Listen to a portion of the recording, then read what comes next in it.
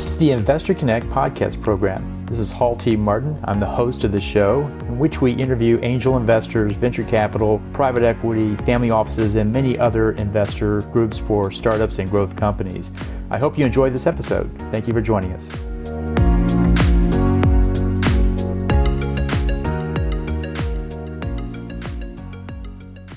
Well, hello, this is Hall Martin with Investor Connect. Today I'm here with Nitin Rai, managing partner of Elevate Capital. Elevate Capital is a diversity, equity, and inclusion-focused fund that invests in U.S.-based early-stage startups led by underrepresented entrepreneurs, including women, BIPOC, LGBTQ, and veterans. Nitin, thank you for joining us. Thank you. Good to see you. So where are you calling from today? Today I'm in New York City. Great. Well, tell us more about your background. What did you do before Elevate Capital? So my background is immigrant from India, software engineer. Started my career in Silicon Valley, working in AI in 1987, and subsequently moved to Oregon, worked for a much larger company as a software engineer. And then in 1994, I quit my job and started a company called First Insight, which is my 30-year-old startup now. And we developed software, EHR software, management software for eye doctors. But that's what I did before Elevate. Great. And so how has your entrepreneurial journey shaped your fund? I am the most non-VC VC you'll ever meet. Entrepreneur first. So I bring the entrepreneur point of view. I raised a lot of venture capital, and in the middle of the dot-com bust, the company almost got killed by the VCs that invested in me and the company. And so I take an entrepreneur first approach. And we, bring a lot of value to me and my partners. Many of them are ex-entrepreneurs, in terms of having that lived experience of an entrepreneur to these founders that we're investing in. Great. Well, tell us more about starting a VC fund. What's that like these days? Today, I think it's rather hard with the macroeconomic climate. A lot of the institutional capital funds, fund of funds, have kind of pulled back, and it's really hard for emerging managers to raise money. I got lucky. I raised it, 2 years ago, my second fund. And we have deferred actually our third fund for that reason, because of what's going on in the stock market and how it's affected the cascading effect to VC funds as well as startups that are having a hard time raising money right now. And so what's the opportunity with starting a VC fund? What can you do with it that you cannot do without a VC fund? I think prior to being a VC, I was actively investing my own money as an angel. I have launched Thai Oregon Angels in Portland, which is basically a group of investors that are investing and mentoring. And I was quite successful doing that. But you run against you have limited pool of capital. It's difficult to do follow-on into those companies. And because you're angels, you really only own a very small piece. So you don't have much influence over the entrepreneurs once they've taken your money and they start taking money from other VCs. And I find that, our value add is substantial enough that we needed a larger pool of capital. I was not interested in becoming a VC. I got approached. And when somebody comes to you and say, hey, love your track record, love what you're doing, if you'd be interested in starting a fund, we'll invest in you. That's how I got me started. Otherwise, there's no way I would have gone out and raised money. It's hard. Well, great. And so what's the challenge in starting a business in today's market? What do you find you struggle with the most? I think two things. One, startups that have already raised money and have shown progress, many of them had targeted this year as the year to go raise their next round of funding. And a lot of that has dried out. There's not a lot of, VC money available. So they've delayed that. And so what they're doing is coming back to investors like me, that are existing investors, for bridge rounds. That's sort of the name of the game right now, is a lot of the companies are going back and raising bridge rounds because two things: A, less capital; B, stock market's down, 30-50%. So there's pressure on valuation. And some of them raise money at much higher valuations. It's what I call the bubble valuations. So now they're going to get down rounds. And, that's a hard apple to bite, to take a dilution. Great. And so what is the potential reward for startups today? What kind of exits are we seeing out there? I haven't, at least in my portfolio, seen any exits this year. We did have an exit last year, which was, kind of the beginning of the meltdown. And they had to sell for 50% of what they were originally offered. So I think there is an opportunity because a lot of these funds are looking to not just what I call private equity funds that do a lot of secondaries and they do majority buyouts, but also strategics are looking for deals that are value deals that could be great add-ons to their business. So of course they're out there, but the valuations are low. And so people are being very selective on who they want to buy. Well, great. And how is your fund different from other diversity funds in the market? We are different because we take a more, I would say, a smarter approach to liquidity. I won't say smarter, but just a different approach. We consider ourselves as a micro PE fund. Our thesis is around generational wealth creation, and we feel you can't create generational wealth in a lot of these companies that we're investing in if we have to wait 14 years for a liquidity event. So we invest in companies very intentionally that kind of fit the model where they can build, let's say, 5 million ARR in the next 3 to 5 years.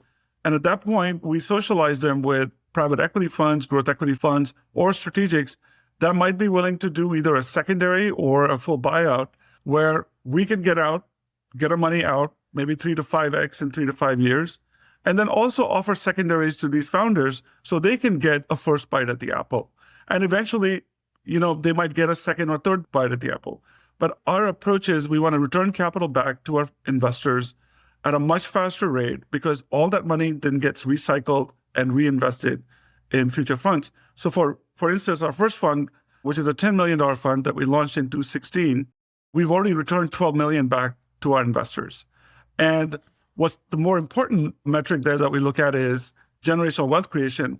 There's about $200 million of generational wealth created from 7 exits. 60 million has already been returned. Average return per founder, 12 million. And our hold period, 3 years, return 4x. So that's how we're different. Well, great. And so you talked about being entrepreneurial friendly. How does Elevate Capital take a hands-on approach with the portfolio companies? Sure. We come on board as either advisors and board members. We take a lot of board seats. Pretty much every other company, we have a board seat. Some of our LPs that are venture partners become advisors to these companies, and some of them actually join forces with them. They might join their C-level team. So we've done a number of these sort of things from that perspective. Then, we have a network of other investors. So when they're raising a round, and if we're leading in, we might bring in a syndicate. When they're doing bridge rounds, we might invite other people into it. So we become their spokesperson. Obviously, performance is important. So if you're performing, we're in supporting you. If you're not performing, then we're still there to help you if you want our help to get you out of any messes that you get into. Great. Well, what are some of the most important factors in mentoring portfolio companies? Where are you spending most of your time? I think we spend most of our time in strategy with the founder. And the second part is the fundraise. So those are the two most important things. And the founders that, we don't force ourselves on any of these companies. So, we like founders who are transparent, who lean in. And the ones that lean in, we get together as frequently as they need to on any kind of problems they're facing, whether it's resources, whether it's dealing with angel investors who might be difficult with them. But most importantly, on the go-to-market side and growth, we add a lot of value in terms of strategizing with them and helping them see through what the best paths are to grow the business. And so what's one thing about your fund that happened that you didn't expect? Well, I never expected that I could raise 40 million that I did raise in the middle of the pandemic. And that's a pleasant surprise. 21 million of first close, and we thought we were dead for fund 2. I think that was completely unexpected. The fact that I got approached by Rukiah Adams, this lady, Rukiah Adams from Meyer Trust, she changed my life. Like the fact that somebody would grab my wrist and pull me aside and say, I want to talk about your next career move and then offer me money. And nobody has ever done that. That was totally unexpected. All other things you expect, you expect entrepreneurs, not everyone can make it. But, one thing that is very different about us is that more of our companies are surviving and thriving than less. So the very first cohort that I invested in, I was in a talk yesterday about this, surviving to thriving, especially in these times. The first 6 investments we made, only 2 died, 4 made it, 2 are surviving and thriving, 2 already provided liquidity in 2016. So I never expected it, but it happened because we're intentional about it. That's great. Well, in the current market, what sectors do you think are safe havens for investors in the current landscape? Well, a few. climate tech. I think climate tech has a huge potential. Anything with the government, anything essential, right? So healthcare, which is something that we invest in, some fintech, I think education has huge potential. And with finally the realization of AI, which I think ChatGPT is sort of the foundational technology now that is going to drive a lot of new ideas and new companies that are going to be built on that platform. I think that's an area to invest in, whether you have an existing product or you have new ideas. I mean, yesterday I saw a pitch of a number of really great companies and 22-year-olds with great ideas using AI. I think that's the future. And I dreamt of that when I was a startup engineer working for an AI company. And some of those ideas are now coming to fruition. So I think there's huge opportunity there during this time. Well, great. And so what advice do you give to someone founding a company in today's market? Be nimble, be really nimble, and be humble. If you've got an idea, your skin in the game is just do the work. Like, don't come up with some idea and go to the bro club and think you're going to get funded. That's not going to happen anymore. So, have an idea that's well synthesized, bring in some mentors and advisors who can give you guidance on how to take the next steps, because money is scarce, but money is there. And I think this is the time when angel investors really shine. And so go find some good angels or get connected into an angel network. Like, I'm part of Thai Oregon, Thai Global. Some of us funded some really great companies in Oregon during the crisis. And I was just reading up an article on Airbnb. Airbnb raised money in 2008 in the middle of by getting accepted to YC.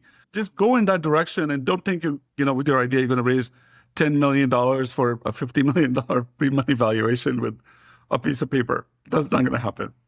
Well, great. Well, you see a lot of new technologies and business models. If you could start a business tomorrow in this space, what would that business be based on what you know? I think there's going to be a lot of AI and climate tech. Those are the two that I think have huge opportunities, and certainly healthcare. Because healthcare, there has so much room for improvement. So those are the three that come to mind immediately.